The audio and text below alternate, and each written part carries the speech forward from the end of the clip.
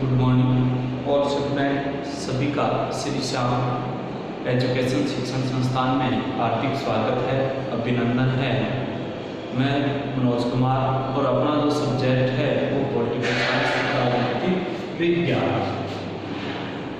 तो अपना जो सब्जेक्ट है राजनीतिक विज्ञान।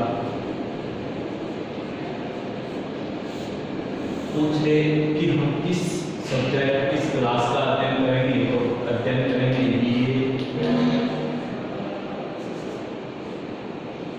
बीए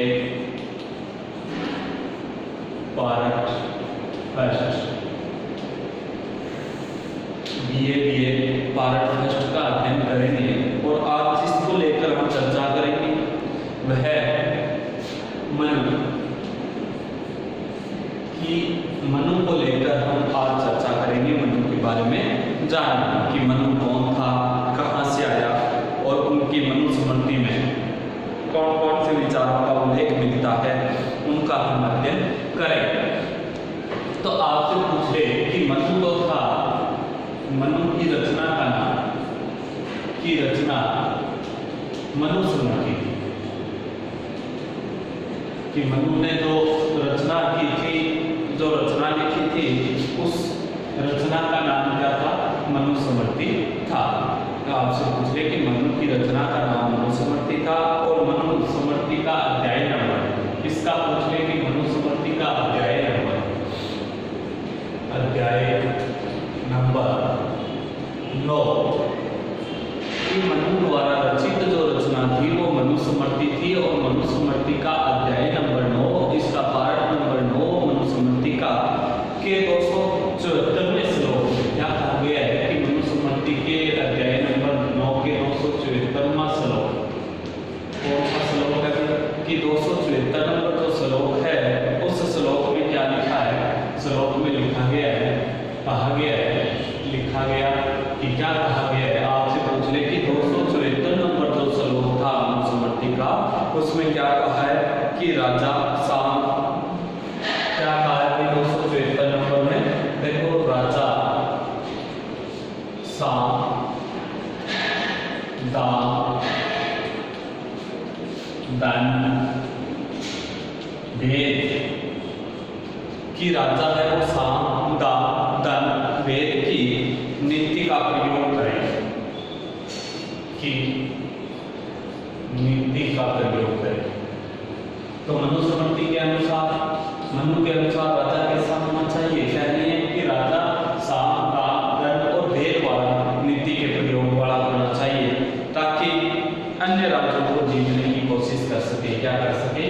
इनके माध्यम से अन्य राज्यों को जीत सके, राज्यों को जीत सके।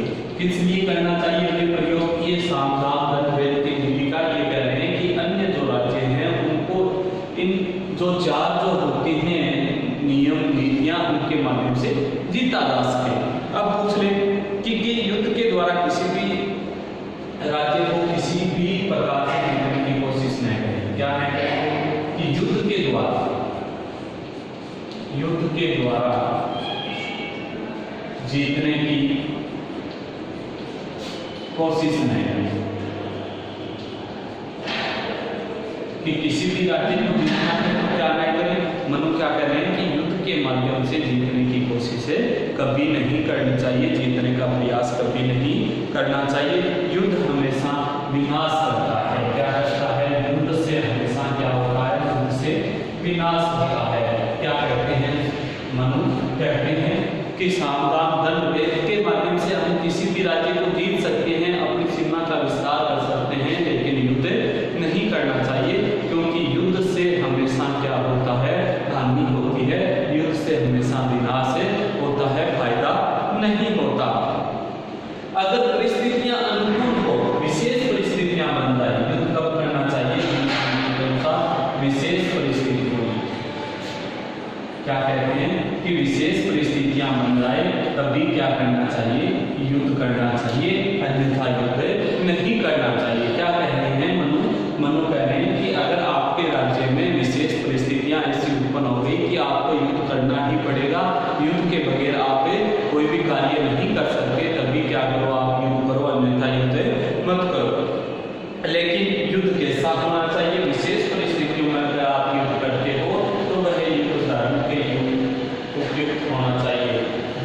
से उपयुक्त, कि युद्ध कैसा होना चाहिए, कि धर्म के अनुकूल होना चाहिए, धर्म के अनुसार होना चाहिए, न कि उसमें छल कपट का प्रयोग किया जाए। जैसे कहा गया है कि अगर युद्ध की बात करें तो संध्या होने के बाद, शाम होने के बाद या रात को युद्ध न करें, दिन में युद्ध ही करना है। जब युद्ध का विधि बचता है तभी युद्ध करना है, अन्यथा युद्ध नहीं करना। ये बात कौन कह रहे हैं? धर्म के अनुसार तो युद्ध यही होता है कि रात्रि को युद्ध मत करो, दिन में युद्ध करो, और जब सामने वाला युद्ध का विधि बजाता है तभी युद्ध करो, अन्यथा युद्ध मत करो। तो ये धर्म के अनुसार होता है। अब आपसे पूछ ले कि मनु जो हम पढ़ रहे थे, मनु की रचना कौन सी थी? मनुस्मृति थी। मनुस्मृति का अध्याय नंबर 9 क्या कहता है? अध्याय नंबर 9 का 254वां श्लोक कहता है कि एक राजा को कौन सी नीति अपनानी चाहिए? साम, दान, दंड, भेद। इन नीतियों को प्रयोग में लेने के बाद अन्य राज्यों को जीतने की कोशिश करनी चाहिए। राजा को कभी युद्ध नहीं करना चाहिए, युद्ध से विनाश होता है। अगर परिस्थितियां उसके अनुकूल नहीं है, उसे युद्ध करना जरूरी है, आवश्यकता पड़े तभी वह युद्ध करे, अन्यथा युद्ध न करे। और युद्ध करेगा किसके अनुसार होना चाहिए? राजा का धर्म के अनुसार होना चाहिए। हिंदुओं का कानूनी साहित्य 3 वर्गों में बांटा है। आपसे पूछे हिंदुओं का कानूनी साहित्य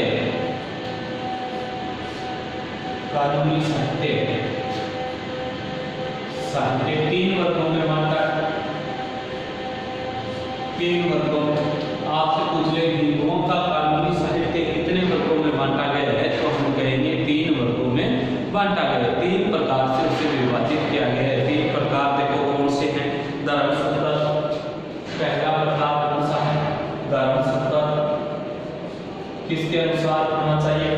धर्मसूत्र के अनुसार। अब आपसे पूछ ले दूसरा प्रकार, पूछ ले धर्मशास्त्र, धर्मशास्त्र। तीसरा प्रकार पूछ ले टिप्पणी। क्या कहोगे? टिप्पणी या टीकाएं। तो तीसरा प्रकार टिप्पणी या टीकाएं होता है। तो मनु ने हिंदू साहित्य के अनुसार या हिंदुओं का कानूनी साहित्य उसे 3 वर्गों में बांटा है, धर्मसूत्र, धर्मशास्त्र, टिप्पणी या टीकाएं। अब ये जो 3 वर्ग बताए हैं मनु ने, 3 माध्यम बताए हैं, इनमें सर्वाधिक उपयुक्त जो बताया है वो धर्मशास्त्र बताया है। कि सर्वाधिक उपयुक्त कौन सा है? उपयुक्त हम कहेंगे कि धर्मशास्त्र। मनु ने सर्वाधिक उपयुक्त जो बात बताई है, तो सर्वाधिक उपयुक्त होता है वह कौन सा है? धर्मशास्त्र माना गया। अब आपसे पूछ ले कि इसे सबसे पहला स्थान दिया है, क्या दिया है? सबसे प्रमुख स्थान धर्मशास्त्र को उन्होंने दिया है। इसी कारण वात्स्यायन ने क्या कहा है? वात्स्यायन ने आपसे पूछ ले कि इसे प्रथम धर्मशास्त्र को प्रथम स्थान दिया। इसी कारण वात्स्यायन नाम का एक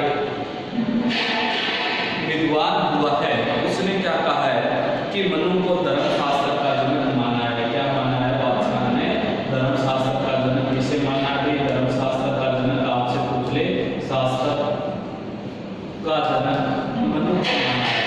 कि वात्स्यायन के अनुसार धर्मशास्त्र का जनक किसे माना है? मनु को माना है। तो हमने यहाँ तक अध्ययन किया, मनु के बारे में पढ़ा। अब पढ़ेंगे कि मनु कौन था, या मनु को क्या करेंगे? मनु को था, तो उसके बारे में अध्ययन करने, थोड़ा सा जान ले कि मनु कौन था या क्या क्या किया था मनु ने। मनु कौन थे? मनु कौन थे? सबसे इम्पोर्टेंट क्वेश्चन यही ध्यान रखना जरूरी है कि मनु कौन है। अब देखो अलग अलग बात बताई जाती है इनके बारे में। तो पहला पौराणिक ग्रंथ। पौराणिक ग्रंथ क्या कहता है कि प्रथम जो बात हमें बताएगा वो कौन बताएगा? पौराणिक ग्रंथ जो अपने प्राचीन जो ग्रंथ हैं उनके अनुसार कि मनु मानव जाति का जनक है। क्या कहा है? कि मनु मानव जाति का जनक है। तो पौराणिक ग्रंथ क्या कहते हैं कि जो मनु है, मनु किस जाति के जनक माने जाते हैं? मानव जाति के जनक माने जाते हैं। मनु शब्द है जो हम पढ़ते हैं, ग्रंथ क्या कहता है कि मनु तो शब्द है, मनु शब्द मनन शब्द से उत्पत्ति हुई है, मनन शब्द से। मनु शब्द किससे बना है भाई? आपसे पूछ ले तो मनु शब्द हम कहेंगे मनन शब्द से बना है, मनु शब्द को मनन शब्द से बनाया गया है। इसके बाद पूछ ले आपसे कि मनु को मानव जाति का पिता कहा जाता है, भी जाति का जनक है, तो मानव जाति का पिता कौन हो गया? आपसे पूछ ले मानव जाति का पिता, मानव जाति का पिता किसे कहा गया है? तो हम कहेंगे मनु को कहा गया है कि मानव जाति का पिता कौन है? मनु है। इसके बाद पूछ ले आपसे कि यज्ञ को शुरू करने वाला, विश्व का प्रथम यज्ञ को प्रारंभ करने वाला, यज्ञ को शुरू करने वाला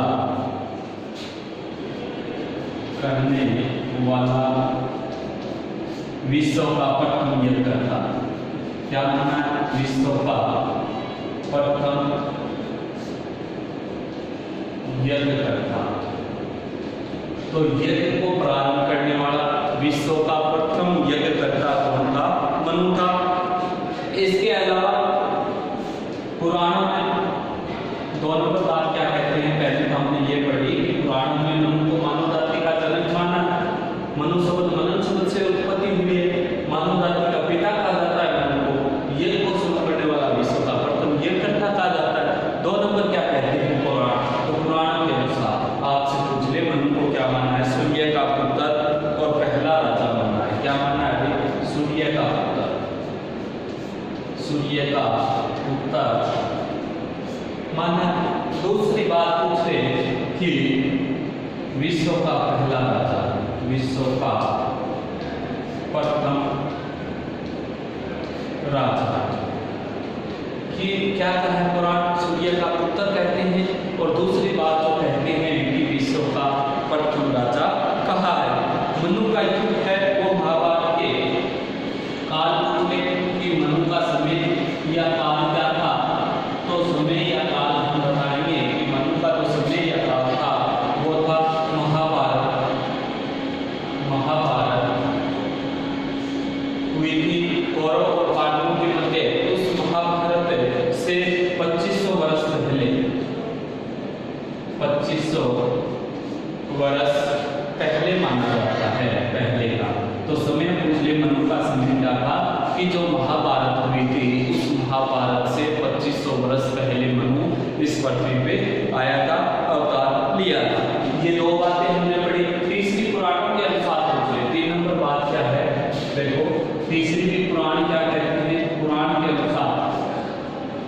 अब तीसरी जो बात है पुराण के अनुसार वो हम कहेंगे कि जब पृथ्वी या सृष्टि, जब सृष्टि जलमग्न हो गई थी, जलमग्न कि जब पृथ्वी है, ऐसा दौर आया था पृथ्वी पे कि पूरी जलमग्न हो गई थी, जल से तबाह हो गई थी, पूरी तरह जो है जीवन यापन है वो पूरी तरह से नष्ट हो चुका था। तो उस समय नाव में, तो जलमग्न में नाव थी, नाव मनु के पास थी। मनु की जब जलमग्न होती है तब मनु और मनु की पत्नी दो ही व्यक्ति जीवित रहते हैं कि जब पृथ्वी पूरी तरह से जलमग्न हो गई तब मनु और मनु की पत्नी पूछ ले शतरूपा, क्या नाम है भाई? शतरूपा, दो ही व्यक्ति जीवित रहते हैं। और इन्हीं शतरूपा दो ही बच्चे थे और दोनों से 2 पुत्र और 3 पुत्रियां संतान जन्म लेती है। कितने? 2 पुत्र होते हैं और कितनी? 3 पुत्रियां, मतलब 2 बेटे और 3 बेटियां जन्म लेती है। कि दोनों से संतान कितनी उत्पन्न होती है? 5 होती है, 2 बेटे होते हैं और 3 बेटियां होती है। इसके बाद पूछ ले कि जो प्रथम पुत्र था फिर ये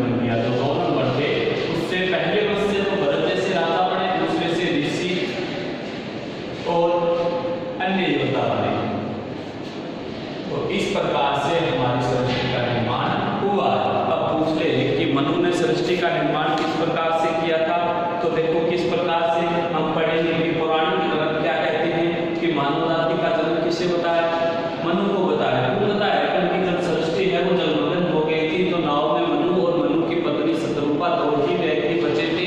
2 से 5 संतान जन्म लेती है, 2 बेटे होती हैं, 3 पुत्रियां होती है। और पहला जो पुत्र है उससे प्रिय वर्त जैसा वंश चलता है, भरत जैसे योद्धाओं ने आगे जन्म लिया था, भारत का निर्माण किया था। और दूसरा जो है उससे ऋषि या फिर अन्य योद्धाओं ने जन्म लिया था। तो इस कारण जो मनु शब्द है आपसे पूछ ले किससे बना है, तो मनु शब्द से बना है। और मानव जाति का पिता भी किसे कहा जाता है? मनु को कहा जाता है। यज्ञ को शुरू करने वाला विश्व का प्रथम यज्ञकर्ता, यज्ञ को जानने वाला भी पहला व्यक्ति था। पुराणों के अनुसार सूर्य का पुत्र कहा गया, विश्व का प्रथम राजा कहा गया। और इनका समय, मनु का समय है आज से 2500 वर्ष पहले का बताया गया है। अब इन्हीं की संतान है वो भारत देश का या विश्व के अन्य मानव जाति का निर्माण करेगी और विश्व प्रारंभ होगा, वापिस से पुनः विश्व बनेगा। इसके बाद पूछ ले मनुस्मृति, इनकी जो रचना है मनुस्मृति के बारे में भी एक अध्ययन कर लेते हैं कि मनुस्मृति में क्या कहा गया है, कौन कौन सी बातें निहित है मनुस्मृति में, तो वो पढ़ेंगे कि मनुस्मृति क्या कहती है हमें। तो देखो मनुस्मृति क्या कहती है।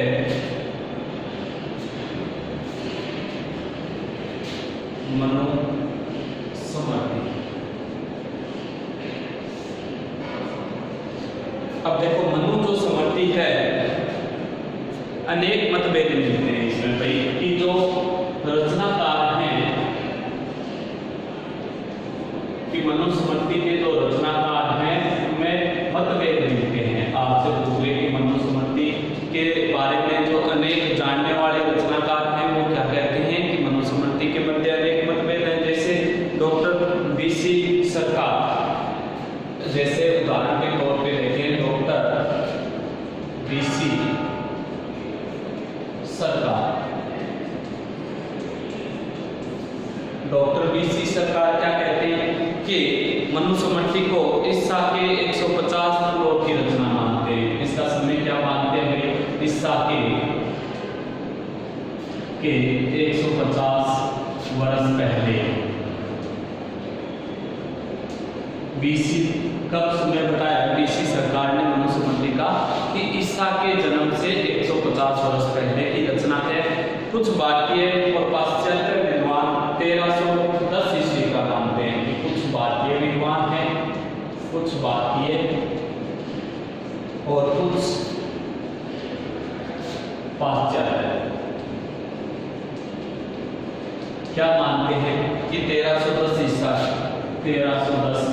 ईसा की रचना मानते हैं कि मनुस्मृति है वो 1310 में रचित हुई थी, इससे पहले की रचना मानते हैं। इसके अलावा मनुस्मृति में जो मनुस्मृति है उस मनुस्मृति में 12 अध्याय हैं। कितने अध्याय हैं भाई? 12 अध्याय। आपसे पूछ रहे मनुस्मृति में अध्याय कितने हैं? 12 अध्याय। कुल 12 अध्यायों में श्लोक कितने हैं? श्लोक पूछ ले आपसे 2649 श्लोक हैं कि मनुस्मृति में अध्याय कितने? 12 अध्याय। श्लोक कितने? 2649 हैं। और जो 12 अध्याय हैं वो किस प्रकार से हैं आपसे पूछ ले तो हमने पढ़ा कि अनेक रचनाकारों के मध्य मतभेद है, अनेक विद्वानों के मध्य मतभेद बना हुआ है। डॉक्टर BC सरकार इन्हें ईसा के 150 वर्ष पहले मानते हैं। कुछ भारतीय और कुछ पाश्चात्य जो विद्वान 1310 ईस्वी ईसा से पहले की रचना मानते हैं मनुस्मृति को। और मनुस्मृति में कितने अध्याय हैं? 12 अध्याय। और श्लोक पूछ ले कितने हैं? 2649 श्लोकों का वर्णन है। अब 12 जो अध्याय हैं मनुस्मृति में कौन कौन से हैं? देखो 12 जो अध्याय आपसे पूछ ले कि मनुस्मृति में जो 12 अध्याय हैं, 12 अध्यायों को पढ़ने के बाद अपना जो ये चैप्टर है वो क्या हो जाएगा? लगभग कंप्लीट हो जाएगा। तो अध्याय मनुस्मृति के अध्याय कितने हैं? 12। श्लोक कितने हैं? आपसे पूछ ले श्लोक बताओगे 2649 श्लोक इसमें वर्णन है। अब पूछ ले कि पहला अध्याय क्या है मनुस्मृति का? तो पहला अध्याय कहेंगे हम कि संसार व विभिन्न प्राणियों की उत्पत्ति। पहला अध्याय क्या है? संसार व विभिन्न प्राणियों की उत्पत्ति। की संसार और विभिन्न प्राणियों की उत्पत्ति है। दूसरा जाति कर्म, दूसरा अध्याय क्या है? जाति कर्म। आपसे आगे पूछ ले जाति कर्म संसार विधि, संसार विधि, जाति कर्म संसार विधि, ब्रह्मचर्य और गुरु के प्रति अभिवादन। ब्रह्मचर्य व गुरु के प्रति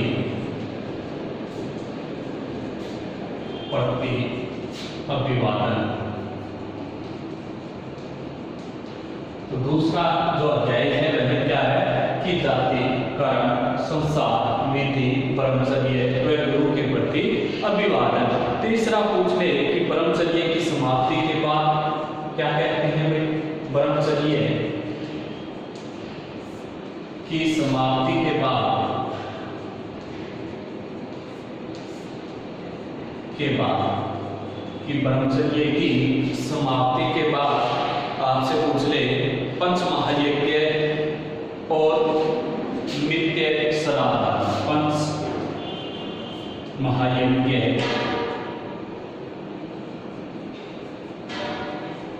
व नित्य श्राद्ध। तो तीसरा अध्याय क्या पढ़ा हमने कि ब्रह्मचर्य की समाप्ति के बाद पंच महायज्ञ व नित्य श्राद्ध। 4 नंबर पूछ ले ऋतु ब्रह्मचर्य क्या कहा है? ऋतु ब्रह्मचर्य। 4 नंबर क्या कह रहे हैं कि ऋतु ब्रह्मचर्य व जीविकाओं के लक्ष्य व जीविकाओं के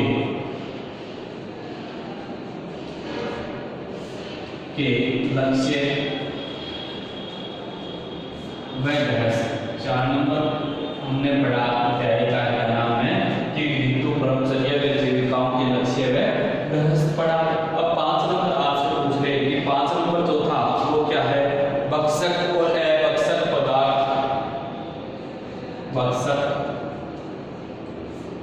और अभक्षक पदार्थ। इसके बाद पूछ ले भक्षक और अभक्षक पदार्थ और मनुष्यों के लिए शुद्ध रहन सहन और मनुष्यों के लिए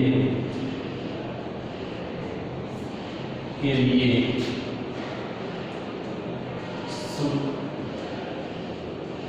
रहन सहन। तो मनुष्यों के लिए शुद्ध रहन सहन सुनिश्चित करने के नियम। सुनिश्चित करने के नियम क्या कह रहा है? 5 नंबर भक्षक और अभक्षक पदार्थ और मनुष्यों के लिए शुद्ध रहन सहन सुनिश्चित करने के नियम। 6 नंबर पूछ ले वानप्रस्थ व संन्यास आश्रम के लिए विद्या।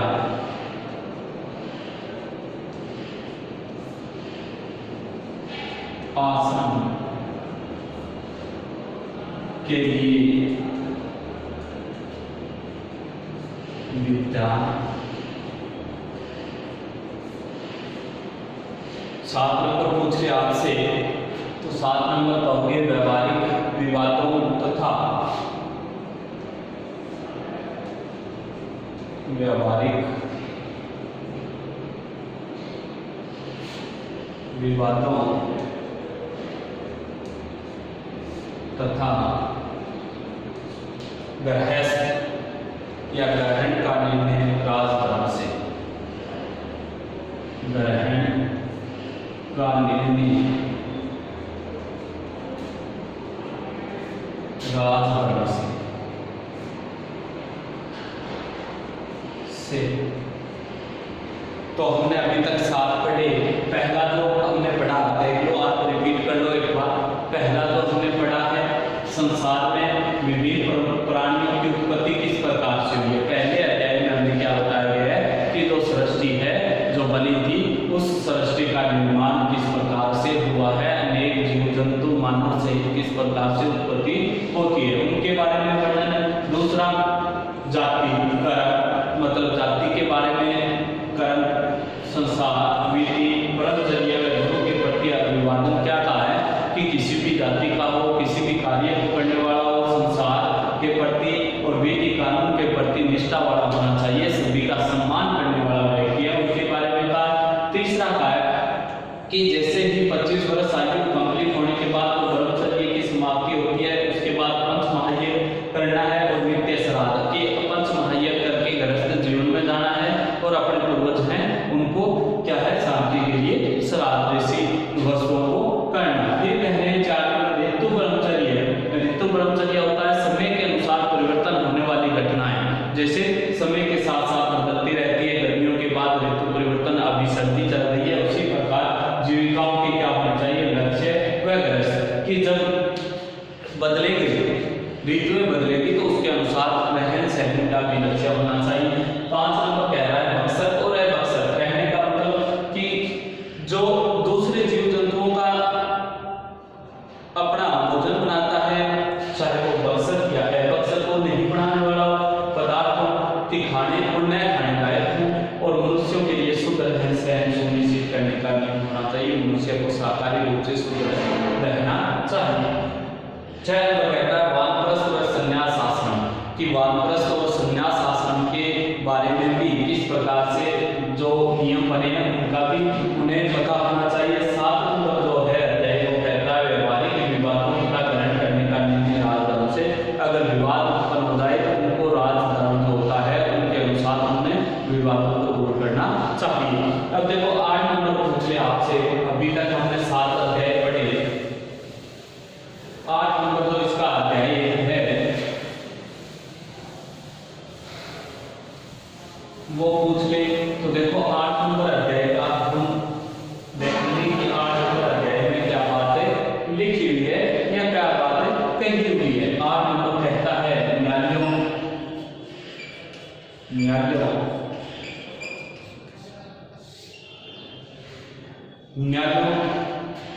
में सदस्य प्रक्रिया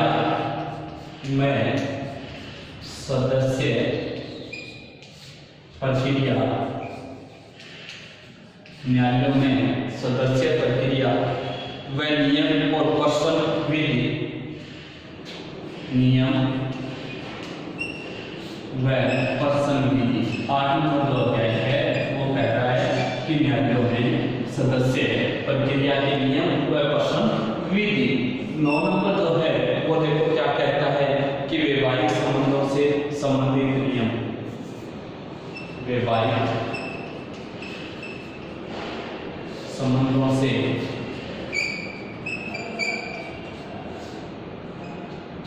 संबंधित नियम से संबंधित नियम। 9 नंबर क्या कह रहा है वैवाहिक संबंधों से संबंधित नियम। इसके बाद पूछ ले कि 10 नंबर क्या कहता है, तो 10 नंबर देखो क्या कहता है कि आपसे तो कहोगे विभिन्न जातियों की उत्पत्ति, विभिन्न जातियों की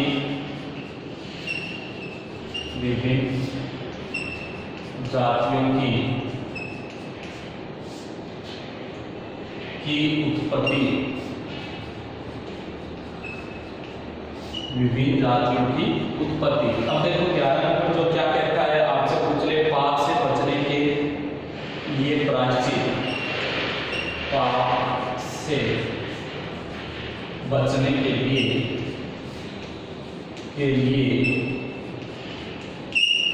प्रायश्चित,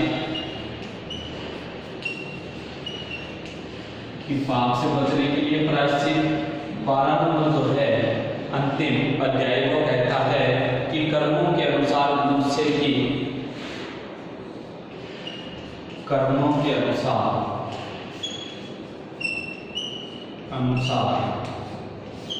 मनुष्य की कि जिस प्रकार से कार्य करेगा उसके अनुसार उत्तम, मध्यम व अधम प्रकार की संसारिक गतियां होनी चाहिए। उत्तम, इसके बाद पूछ ले आपसे मध्यम और अधम, मध्यम और अधम प्रकार की गतियां होनी चाहिए, प्रकार की गतियां होनी चाहिए।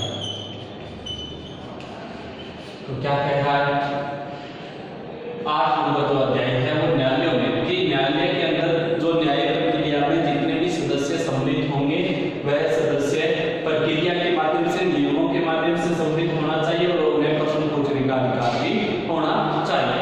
9 नंबर कह रहा है वैवाहिक संबंधों से संबंधित नियम की जो साथियां होती है उनसे संबंधित जो नियम बनाए हैं उन नियमों का उल्लेख किया गया है। फिर 10 नंबर पूछ ले विभिन्न जातियों की उत्पत्ति की, अनेक प्रकार की जो जातियां बनी है वो किस प्रकार से बनी है, उनका निर्माण किस प्रकार से हुआ है।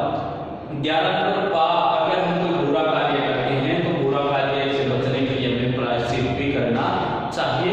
इसके बाद कहता है 12 नंबर कर्मों के अनुसार कि जो अपने कार्य जिस प्रकार से करेंगे उस प्रकार से मानव की उत्तम, फिर मध्यम और फिर निम्न 3 प्रकार की श्रेणियां होनी चाहिए। तो ये हमने पढ़े, आपसे पूछ ले कि मनु के 12 अध्याय पढ़े थे, अब पढ़ेंगे धर्म। धर्म को पढ़ने के बाद जो मनु है वह जो चैप्टर अपना क्या हो जाएगा, कंप्लीट हो जाएगा। धर्म की बात करें तो भौतिक बल के 3 तत्व होते हैं। क्या बताया है मनु ने क्या बताया भाई, भौतिक बल के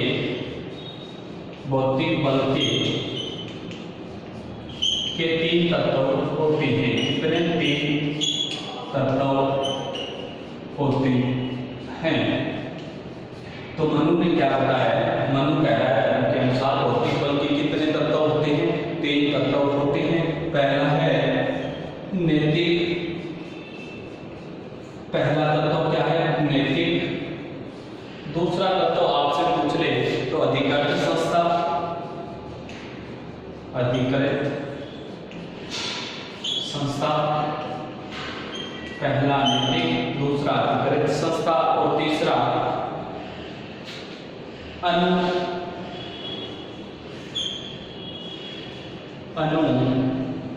आपसे पूछ ले आगे अनुगत नियत,